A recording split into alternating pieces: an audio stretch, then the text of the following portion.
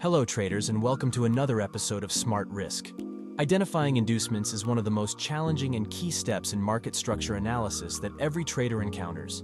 Inducement zones are a hidden weapon used by institutional players to manipulate market sentiment, and they can turn a promising trade into a nightmare.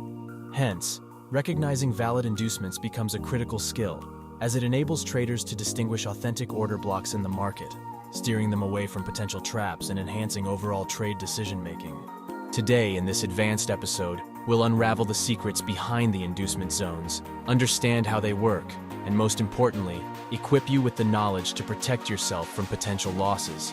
So traders, if that's something you're interested in, please give this video a thumbs up to show your support and subscribe to our channel if you are new. See you after intro.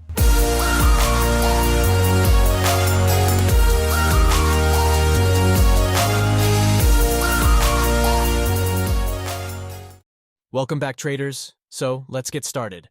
Now let's start with the basics of price behavior in the market from the market structure perspective. Price movement comprises three primary sub-movements: impulse, corrective, and continuation. Each of these sub-movements is already composed of internal candlestick formations. Now let's get into the details of each one. Impulse movements are characterized by strong, directional price moves in the prevailing trend. During an impulse, the price advances decisively, often forming significant bullish or bearish trends. This phase is typically fueled by strong market sentiment and a dominant force, either buyers or sellers. For example, consider a bullish series of candles as illustrated. We see that the price has formed a series of minor candlestick-based impulse and corrective movements, driving upward until it reaches a swing high. It's crucial to view these bullish internal structures as a unified bullish impulse leg. The rationale behind this is that the price hasn't taken out or effectively swept the liquidity of any previous minor and internal lows at this point. Nevertheless, considering the candlestick perspective, this internal move is identified as our impulse move. Subsequently, we have a valid pullback, as the price has broken and closed below the latest bullish candle, marking a red bearish candle known as a minor correction. Additionally, we see another impulsive move termed as the minor continuation. It's clear that price has followed similar patterns until it reaches the swing high and forms a deep correction in this example. Now let's move on to the corrective movement. Corrective movement in essence is a counter-trend or retracement phase that temporarily opposes the main price direction. Therefore, from the market structure perspective, in the bullish scenario, a corrective movement occurs when the price breaks below the internal pullback or internal low, or when the price effectively sweeps its liquidity with a candle shadow. In this case, we see a correction represented by these three red candles, indicating that the price has broken out and swept the liquidity of the previous pullback's lowest point. Subsequently, we see that the price has pushed to the upside and eventually has broken out the latest swing high. Hence, we consider that as a continuation movement. In a parallel scenario occurring in the second candle series, once again, we see that the price has created a series of minor candlestick-based impulses and corrective movements toward the upside until it entered into a temporary pause, retraced back down with these three red candles. Since the price has not broken the lowest point of any internal pullback or internal lows, or it has not swept the liquidity below them in this sequence, we cannot consider it as a valid corrective movement either. So we should consider this price action scenario as a single impulsive movement without a correction. These concepts are applicable to bearish markets as well. It's important to note that these principles can be applied across various time frames and any price action-based chart. Please make sure that you watch the video attentively until the end. In the second section of the video, we will explore various inducement types, price actions associated with inducements that you might encounter in the market. Now, let's proceed to the next topic and discuss how to identify a valid inducement in terms of candlestick patterns. We'll explore the criteria and rules that need to be considered for this analysis.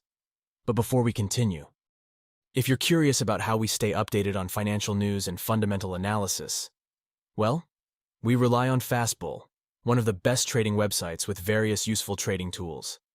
This site provides one of the most accurate and detailed economic calendar, a tool we use every day before starting our technical analysis. 24/7 economic live streaming also allows us to stay informed about the latest trading world's news and fundamental analysis, So if you want to benefit from multiple trading tools that can significantly improve your trading, make sure to check the link in the description. In the bullish scenario, a candlestick-based inducement occurs when the price breaks below or effectively sweeps the liquidity of the lowest point of the bearish candle, representing the most recent valid pullback. For example, in the given illustration, we see that the price has created successive minor and internal impulse and corrective movements before entering the retracement phase and experiencing a temporary downward movement with these three red candles. The price has broken and closed below the latest internal pullback, indicating a valid inducement and confirming the upper high as our valid major high.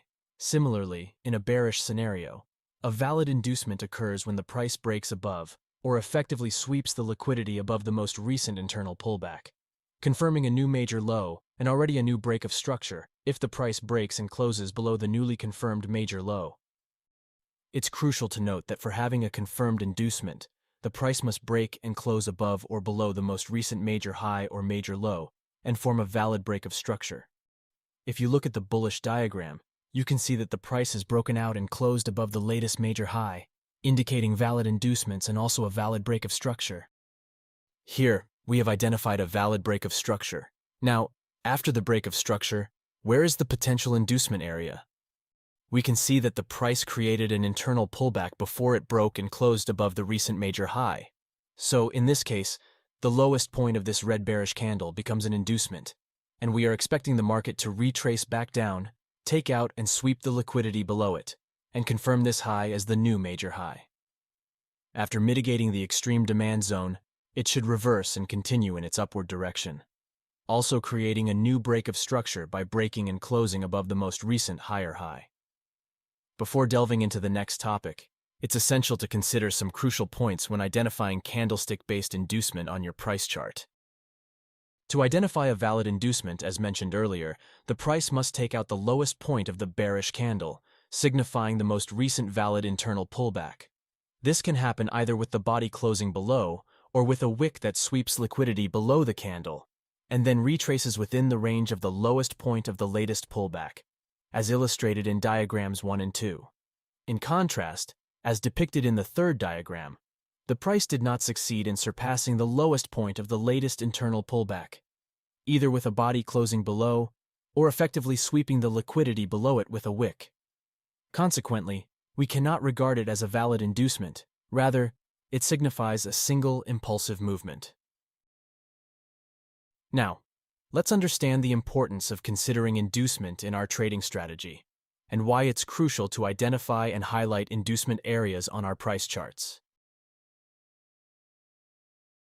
To illustrate this concept, let's suppose we have bullish structures like these that simulate price movement. As you can see, the price is currently in an uptrend and has generated successive minor and internal impulse and corrective movements before entering the retracement phase, experiencing a temporary downward movement with these three red candles. It's clear that the price has taken below the latest internal pullback, indicating an inducement and confirming a major high in this example. As the selling pressure weakens and bullish momentum resumes, the price is likely to continue its primary upward direction. In continuation, we see that the price made attempts to push higher, but failed to break the recent higher high. Instead, it formed an internal high followed by a minor internal pullback to the downside with this red candle. However, with increasing bullish momentum, the price made a strong upward impulse move, breaking the previous structure resistance and creating a new swing high. As a result, now have a break of structure to the upside and a demand zone associated with the break of structure located at the extreme, which has the potential to reverse the price. However, it is important to note that there is another nearby zone that has not been mitigated yet, creating a potential source of confusion for traders in determining which zone to trade. However, there are some crucial points to consider. As we discussed earlier, the upper order block serves as an inducement zone because it's the most recent pullback created before the break of structure, and we always anticipate the price to break below it. Therefore, we should not regard that zone as a potential trading opportunity. Another critical point is that, for a valid break of structure, we must wait for the price to form an inducement. Without the emergence of an inducement, we have no valid break of structure and, consequently, no valid order block for trading. In this case, the upper order block serves as an inducement, so we must not consider it a valid demand zone, as we always expect the price to take out that zone. The extreme order block is considered valid and safe for trading only when we have a confirmed break of structure. To achieve this, we need the price to form an inducement by taking out the upper order block. Only then are we allowed to regard the extreme order block as our point of interest for entering the market by opening a long position. Now let's proceed to the real chart and integrate all the concepts we've explored in this video. We'll examine how to effectively identify valid inducements in the market. But before we continue, it's important to note a crucial step in your trading journey: backtesting your strategies. Before applying any strategy to your real account, it's recommended that you backtest it at least 100 times. To help you with this critical step, we use the TraderEdge platform for backtesting our exclusive trading strategies. If you're interested in using TraderEdge as your backtesting tool, be sure to check out the link in the description below. Here, we are looking at the Euro-Dollar 15-minute time frame. As you can see, market's overall momentum is bearish. In this scenario, the price has formed internal bearish impulses and pullbacks until it entered a temporary pause and started to push upward. We see that the price pushed upward, taking out the most recent pullback and indicating a valid inducement. With the emergence of a valid inducement, we now have a confirmed major low. Additionally, there is a valid break of structure as the price has broken out and closed below the major low, and the recent break of structure confirms this lower high as the most recent major high. Now let's identify the next potential inducement zone linked to the recent impulsive movement. As mentioned earlier, candlestick-based inducement happens when the price breaks below or effectively sweeps the liquidity of the lowest point of the bearish candle, representing the most recent valid pullback. Next, we need to locate the latest internal pullback within the impulsive movement that led to the recent break of structure. As you can see, this candle represents the latest internal pullback. Our expectation here is that the price will push higher, take out the highest point of the candle, form an inducement, and then continue with the bearish momentum. Now let's see what unfolds next. As you can see, the price pushed higher, but couldn't surpass the high of the latest internal structure, failing to form an inducement, and is now attempting to move to the downside. Therefore, this lower low is not confirmed yet, and we cannot consider it as a major low. Let's continue and see how the price action unfolds. Now we see that the price has pushed to the downside, breaking out and closing below this structure. However, this does not constitute a valid break of structure because the price couldn't form a valid inducement before breaking this structure, and this structure is not a valid major low. Therefore, we cannot consider this break of structure as valid. So this price movement acts like a single impulse movement. Now we see that the price has created internal pullbacks within its recent bearish impulse movement. As it is obvious from this candle, it signifies the latest internal pullback. Our anticipation here is for the price to rise higher, surpass the highest point of the candle, create an inducement, and subsequently resume its bearish momentum. Additionally, examining the upper internal pullback, we can pinpoint this order block, which holds a higher probability compared to the lower order block that we view as an inducement rather than a valid order block.